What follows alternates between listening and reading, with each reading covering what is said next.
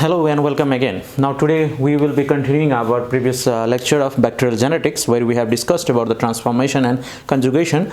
We are on the page 130, USMLE Step 1 2021 Microbiological Revision section, and now we will be talking about the transduction. Before talking about the transduction, let's just remind about the transformation and conjugation. We have talked about transformation, where the bacterial DNA, naked DNA, is picked up by the competent bacteria and then incorporated into the DNA and form a new form and transfer itself to form a new bacteria or new pathogenic bacteria actually. And in term of the conjugation, when you are talking about the conjugation, in conjugation we have talked about that there is the F into F, that is F plus into F minus, and HRF, that's high resolution recombination into F minus, and in this way F into F, that is at the end the donor become again F plus. Okay, so that you have to understand. But in high frequency resolution there is no F plus, the donor is not formed at the last. But the bacterial, in what happened in the F plus into F minus, there is the transfer of the plasmid DNA, whereas in the high frequency resonance there is the transfer of the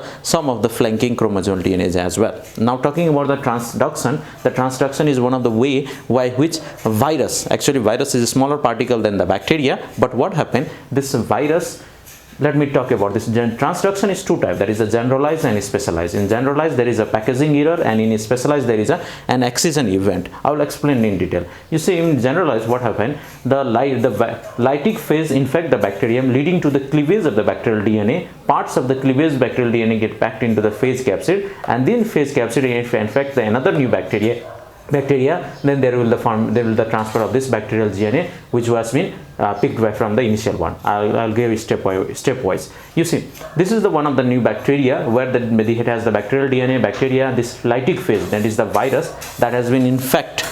And in fact, after infecting, what happened, this viral lytic phase has been now entered into viral DNA, actually entered into the bacterial cell, and then bacterial cell has cleaved this bacterial DNA. So the bacterial DNA was intact, now it has been cleaved, and after cleavage this bacterial as well as viral DNA will be packed, bacterial DNA packed into the phase capsid. So you can see this blue one, this one is actually a bacterial DNA that is packed into the phase, whereas in this red one has been packed into the another phase which is actually a previous lytic phase. So there is no problem. This is the virus which has been virus, but this is the virus which contains the bacterial chromosome, bacterial DNA.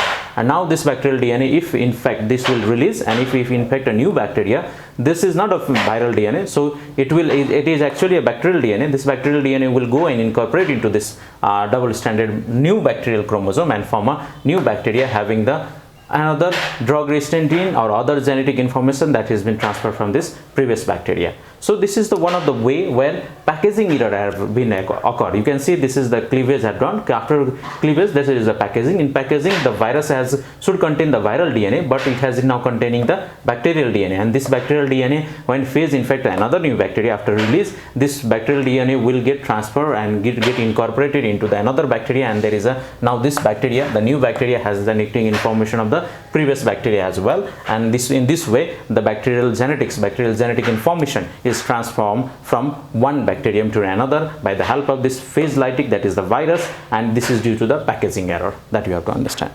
Okay, now talking about the specialized event. In a specialized event, it is known as the excision event. What is excision event? Lysogenic phase infect the bacterium. So this is the lysogenic phase, it infect the bacterium. Viral DNA incorporates into the bacterial chromosome. So after infecting, this viral DNA get incorporated into this bacterial DNA, and after incorporating, when packaging, what happened, this viral DNA along with this bacterial DNA, few flanking adjacent bacterial DNA also get incorporated into this phase capsid, and when this release and then infect a new bacteria, then this new bacteria, what happened, not only the viral DNA, it has the DNA that has been taken from the bacteria as well. And in this way, what happened, this bacterial DNA now get new bacteria from this, the genetic information from this bacteria will be transferred into this another bacterium, and in this way this new bacteria it was started from a bacteria that has been infected by this lysogenic phase.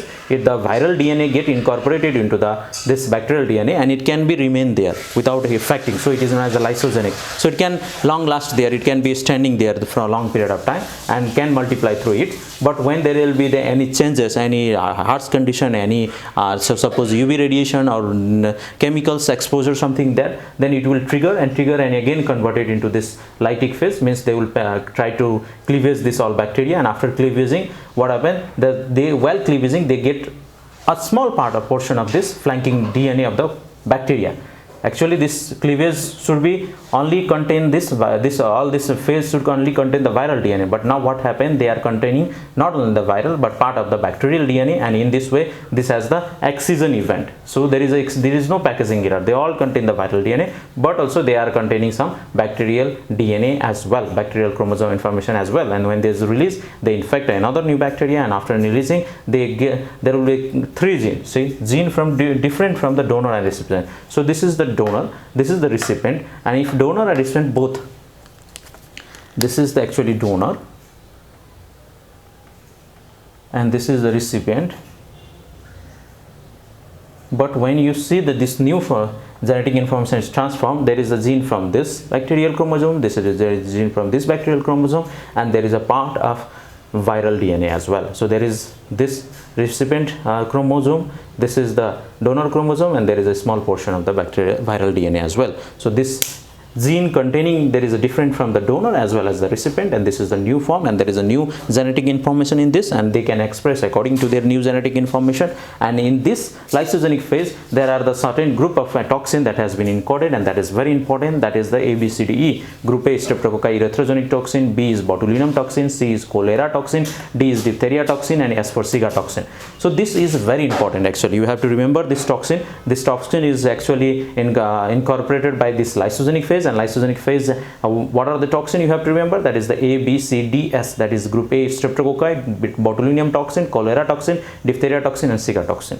So in this way, there is another mechanism by which the genetic material is transformed, and that is transduction, by which there is in virus this helps for the transduction, and that can be generalized and specialized. And generalized, we are saying that there is a packaging error, whereas in the specialized there is a excision event. So there was excision along with the viral DNA, the bacterial chromosome DNA has been also excised, and in this way they have been transformed into another bacteria. And now this bacteria has now gene that can code for this different toxin, that different bacteria or different toxins. Suppose if it is a botulinum toxin, now it is a botulism bacteria, that will get this botulinum toxin by the lysogenic phase. If it is a cholera bacteria, it will get cholera toxin by this lysogenic phase. If it is a diphtheria bacteria, it will get diphtheria toxin by this lysogenic phase. If it is a Shigella, then it will Shigella, then it will get Zika toxin by this lysogenic phase. And if it is a group A Streptococci, it will get erythrogenic toxin by this lysogenic phase. So how this specialized event, that's the excision event, lysogenic phase, helps to get this toxin